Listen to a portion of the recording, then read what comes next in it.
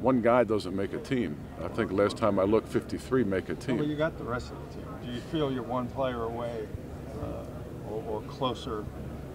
Last time I saw it, we were 7-9-1, and we were third place in the AFC North. That doesn't mean you can go for it. You went from 4-12 to 12-4 in 1 year in Kansas City. I understand that. When is the time ready? I think you'll know when the time's ready. But right now, what we're trying to do is plan for the 19 season with the future in mind as well. John Dorsey from the NFL Scouting Combine in Indianapolis last week. Welcome back to More Sports and Less Levine. Let's welcome in Doug Lesmerises, columnist for cleveland.com. Doug, you and I were both at the Scouting Combine last week. Are you buying John Dorsey's thing that they really aren't close enough to go for it? No, I don't believe. I'm not saying he's lying. I'm saying like he's playing poker. And I wrote this at the time from the Combine. I was there. I was making the point to him of, aren't you really 5-3? You're saying we are what our record is. You're 5-3. Don't count the Q part. You were 5-3 after Freddie Kitchens and Greg Williams took over. They should go for it, and I think he knows that. And then we had a discussion about trying to make hay while you have a good quarterback on a rookie contract, which is what they have with Baker Mayfield. Your time is now, and so I don't believe any of that stuff. I think he's not going to mortgage the future completely. But this is their time, and he understands that. And I think that means they're going to go try and trade or acquire in free agency a number one receiver. They're going to help themselves a lot at a couple key defensive spots. And, he's got to say what he's got to say, but no, don't buy it.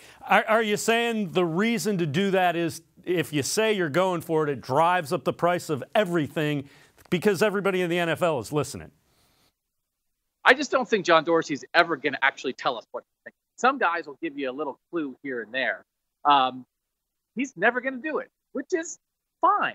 But you have to understand then that you should not take him at his word. And again, I'm not blaming him for that. It's probably a good strategy. People like you and I don't need to know ahead of time. But just the way this team is set up, the realities of the NFL, when you have Baker Mayfield and Myles Garrett, some of these other pieces in place, this is time. I wrote a column. It's a tough balance. He wants the Browns to be good for 5, 8, 10 years. You don't want to put yourself in a spot where you're falling off a cliff, but also you don't want to just stay like this the whole time. You want to take your shots here and there, and right now, I think is a window for a shot. We know you're at Ohio State. We'll talk Buckeyes. One last question about the Browns I have for you. What areas do you have to address either via trade or free agency? Where do you want veterans that have proven what they can do as far as the Browns go, so they are, in fact, going for it? I think a number one receiver would make a lot of sense. There's a lot of, smoke around some Odell Beckham stuff, but I still think there might be a receiver that sort of gets on the market that you don't expect, a trade that you can make that you don't see coming. I think it makes a lot of sense to make a trade for a receiver and then spend money probably at linebacker, maybe somewhere in the secondary, but I think you can fill a hole or two with the release of Jamie Collins. At linebacker in free agency, maybe draft somebody on the defensive line. But I think going and getting a real true number one receiver for Baker Mayfield is nearly at the top of the list and should be at the top of the list. Now you're on the campus of The Ohio State University. Buckeyes football, spring football right around the corner.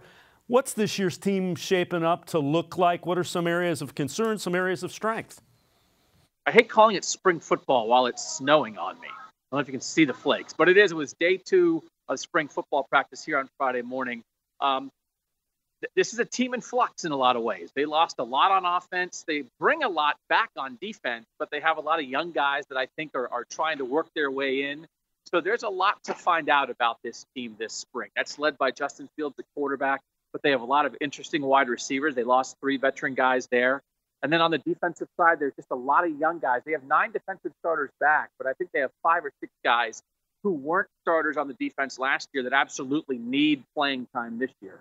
Plus on the defensive side of the ball, 4 of the 5 coaches are new. So there's a lot of things to figure out, which makes this spring very interesting. Does it also kind of put an emphasis on the first couple of out-of-conference games so you can get things rolling before you hit the meat grinder at the end of the Big Ten season, do you think? The the non-conference schedule doesn't include that big giant non-conference game like it usually does, because TCU backed out of a 2-year commitment and this was a 1-year thing last year. So it's Florida Atlantic and Cincinnati are the 2 best games. But I think it does matter because they could get up and bite you a little bit if you're not careful. September could be more dangerous for this team than people realize, but they don't quite have Baker Mayfield in Oklahoma or USC or Texas or a team like that staring them down. But I do think it's going to matter because Justin Fields at quarterback is going to take some time to learn this offense. 4 out of 5 new starters on the offensive line. So this team is one that will look, I think, very different in September compared to what it will look like in November. You mentioned Justin Fields, celebrated name, hasn't played a down of college football. Is there going to be the usual growing curve with somebody like that, do you think?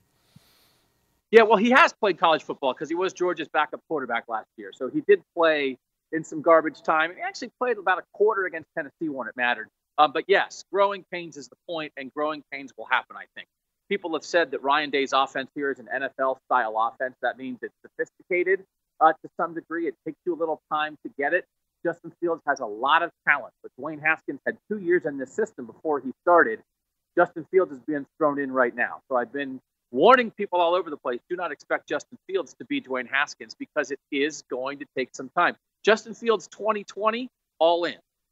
Justin Fields 2019, I think early on, there might be some bumps, just like there were bumps early on for Terrell Pryor and Braxton Miller and J.T. Barrett when they were young quarterbacks. Most of the time, the first 4-6 games or so, these young quarterbacks have some problems, and sometimes that makes you lose a game or two. We appreciate it. One final thought about spring football. Spring's a state of mind, so the snowflakes flying, Doug, don't worry about it. It's a state of mind. It's spring in Ohio.